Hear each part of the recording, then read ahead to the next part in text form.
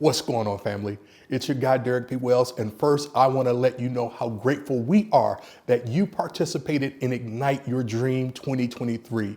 I trust that you have been actively working with the lessons and that you are seeing the fruit of your labor. Many of you asked if we would be releasing the conference, and of course the answer is yes. All I ask is that you enjoy it, put it to work, and share it with somebody else. And for those of you interested in our upcoming programs, we've got something special. It's called the 7 Keys to Unlock Your Potential. And again, I only have one ask, and that ask is that you will share the link with your network so that they can be blessed as you're being blessed. Again, we appreciate your time and commitment to becoming the very best version of your amazing self. Now, enjoy. Peace and blessings. Hi, everybody. We are here today. We are looking at how we can receive spiritual guidance, how you can receive spiritual guidance, because spiritual guidance is key to our living effective lives. It is what I have labeled the best way to do it. It's called in-spirit living. In-spirit living. I've been working with Dr. Wayne Dyer and his book, Inspiration, The Ultimate Calling, and working some with Neil Donald Walsh. And I've come to the conclusion that in-spirit living is the most effective method to receive a steady stream of spiritual guidance. So what am I talking about? What is in-spirit living? Well, it's composed for me of 3 things. We're going to break the 3 things down, but right now, recognize or recognize, according to Neil Donald Walsh, the real is the beginning of it. The real. And what is the real? We're going to talk about that. Activate the relationship and release all else. What relationship? And then practice, practice, practice. Practice principle. Recognize is to know again. Neil Donald Walsh, in one of his conversations with God, had me understand we come here knowing God. We come here flowing from God. And if you look at Genesis, it kind of reminds you of the same thing, that we are made in the image and likeness, made by God, out of God. And to recognize, to know again the real, says the real is God. The real is God. We come into form. We take on a human form from God. According to Wayne Dyer in his book, this form that we take on is what our human body is. And so receiving spiritual guidance requires us to come into a renewed knowing, into a renewed understanding of who we are, and then practice. Too often, as we roll, I love how Wayne Dyer talks about it, as we roll, the late Wayne Dyer, I should say, from the world of spirit to the world of form, we roll into what Dr. Dyer calls club ego. We give up our connection with God and are ruled by the intellect and 5 senses. Yeah, we give up our connection, though we can't ever really totally give it up. But we in our mind's eye, are ruled by the ego and by the intellect. We are taught by our well-meaning folks to believe in the illusion of our possessions, our accomplishments, seeing ourselves as separate from each other. Our embryo, yeah, that's it, became a fetus, though, in space of total faith and harmony. Think about it. It was carried along by divine forces of nature. So during these months, when we were leaving, coming from that ball of God, coming from there, taking on a form, we lived in a womb. And I love what Dr. Dyer says, and I agree with him. It's safe to say that we were in spirit. We were in spirit. We can see that there's a force in the universe that at that time, which was 100% trustworthy, one that we relied upon to get us here. Yeah. Yet, as we took on the form, we forgot why we came. We forgot why we came, and there's our reaching to the external for our answers, okay? We took on this body, and we forgot what was the purpose we came. We forgot about it, and we looked to the external for answers. Yet it is only in turning to spirit. It is only in turning to spirit will we receive our spiritual guidance. And because we are spiritual beings, though we have taken on a human form, though we are having a human walk, we are spiritual beings. That's what we are. And we need spiritual guidance to live most effectively. Remembering what I am. Remembering what I am, one with the one. Our mind and the mind of God is synonymous. Remembering that. You need to remember it. I need to remember I am one with the one. We say that often at Christ Universal Temple, at UFPA, one with the one. Our mind and the mind of God is synonymous. Yes, and remembering that, when I can remember that, even in my human form, my mind transcends limitation and has absolute faith in our ability to live on purpose, in our ability to create. What am I saying? When I can what's that word? Recognize again. What I am one with the one. I have taken on a form, but I am that. I cannot be separated. And when I recognize that, I can imagine what it must feel like to have absolute faith, a complete absence of doubt concerning my ability to create anything that I place my attention on. I know how God feels when preparing to create. Yeah, I know how God, say it again, how God feels when preparing to create. When I am inspired, when I am in spirit living, I remember that God is always in us and we're always in God. So we're incapable of thinking limited thoughts. We surrender. We surrender. Have you ever doubted that you came from an energy field of pure, unlimited abundance? Have you ever not recognized that this is a prosperity consciousness that we have? We have it unless we don't recognize it. Prosperity continues to chase after us when we recognize that we're one. When we recognize that we're one with the one, it chases after us because we're in total harmony. We're in total harmony with the originating spirit, which is abundance and prosperity. Now, knowing that God is everywhere, I'm recognize. I'm knowing again that I am one with God and God is everywhere. Every direction is possible for me at every moment because my consciousness happens within my mind. My consciousness happens within my mind. However, to get the guidance that I need to walk in this human form, to live as God has me to live, to do what I am called to do, I must activate my relationship with my higher self and release all else. That's the second point. So first I got to remember that God that created me, the God that I'm one with, that I am God, that I am one with that one, and that there's no way I can ever not be. I can, in my intellect, step away.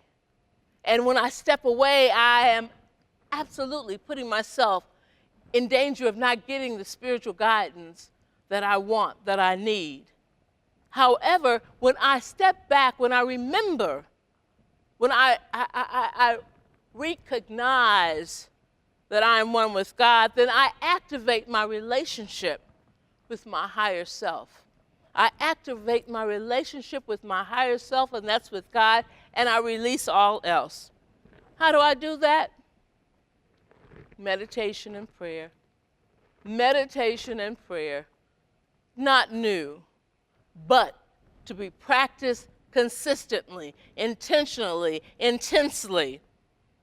And even as we are looking to activate the relationship and release all else, we have to be open. We have to be patient.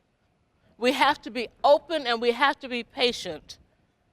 Guidance from God, spiritual guidance, is blocked by our lack of patience. Yeah, I'm one with God. I'm one with that power. And as I interact and remember and activate my patience, impatience tied to my intellect and ego can block my spiritual guidance. Frustration may occur at the intellectual and ego level when we do not hear back quickly from God, when we don't get our guidance quickly. We think no response equals failure. And we have forgotten that we are one with God. There is no failure in God. We are one with God, but we have this ego and this intellect that will have us step away. And when the guidance just takes a little bit longer than we expect. So part of the practice is to step back. It's to step back into the union in your mind, because you can't ever really walk away from God. But in your mind, step back in the union and enjoy the process that it is taking for you to receive the spiritual guidance. In activating our relationship, we must be open. We must be open to receive from Spirit in many ways. God is so unlimited. And so in many ways, we will receive spiritual guidance. Thoughts. Pay attention to your thoughts. Be intentional about thinking. Dreams, absolutely. Our guidance can come to us from our higher self in dreams. And even an inspired answer from a friend. Now, this is where it has to get a little bit intentional. You have to have been in communication with God, because you don't want just someone telling you something. Recently in a class, someone said, well, God told me to tell you. No, that's not what I'm talking about. I am saying, though, there may be an answer that you receive from a friend, and it's clear that it's spiritual guidance. Your attention may be directed to words on a sign. You may overhear a conversation. We're talking about receiving spiritual guidance. If you recognize you're one with God, you're one with this God, you are one.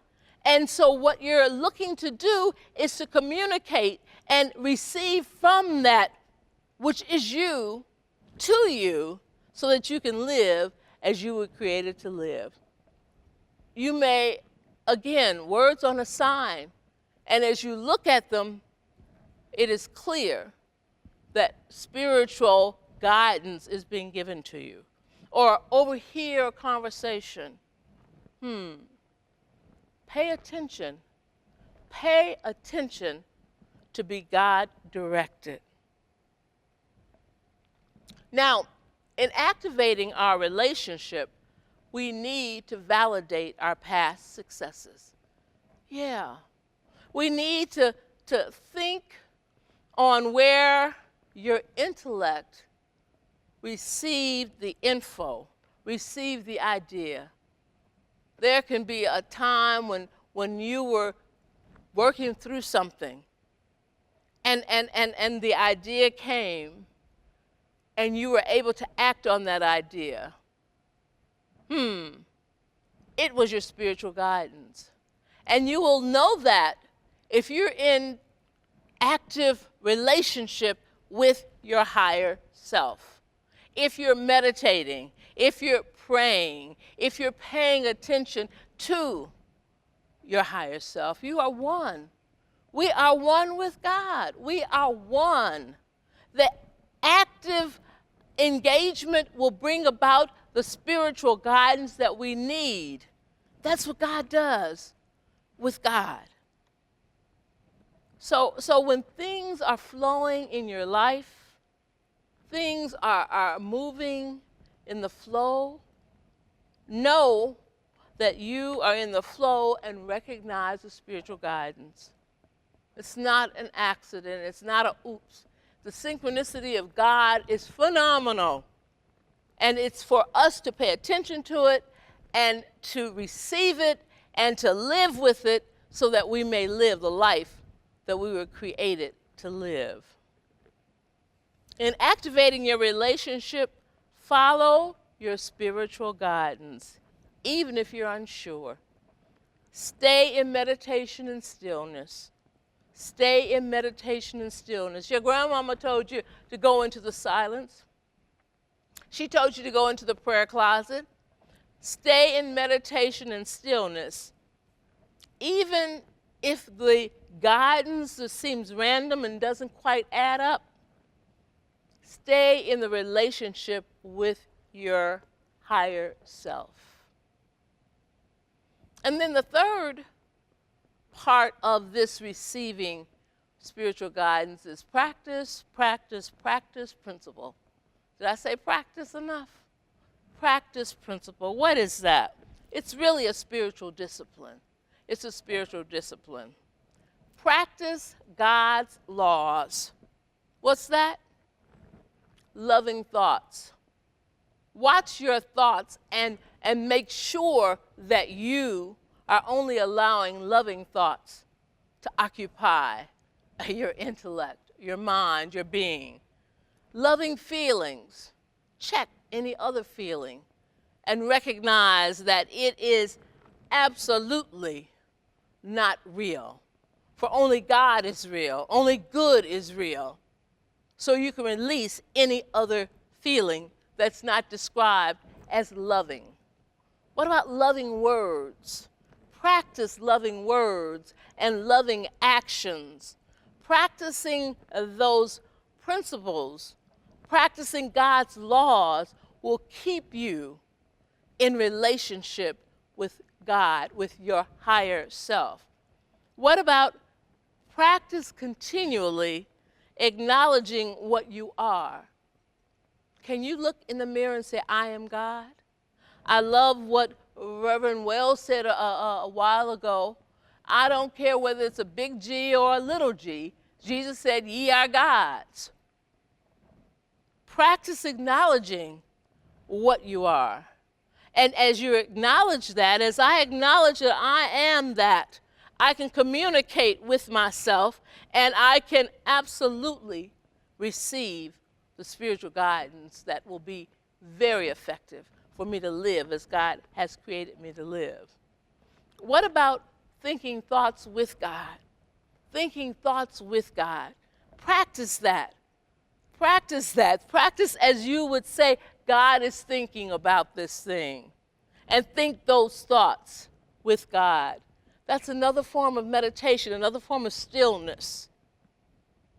Practice receiving the blessing in every situation. I did not say that every situation will feel, quote unquote, good. I did not say that every situation will be, as you would define, perfect.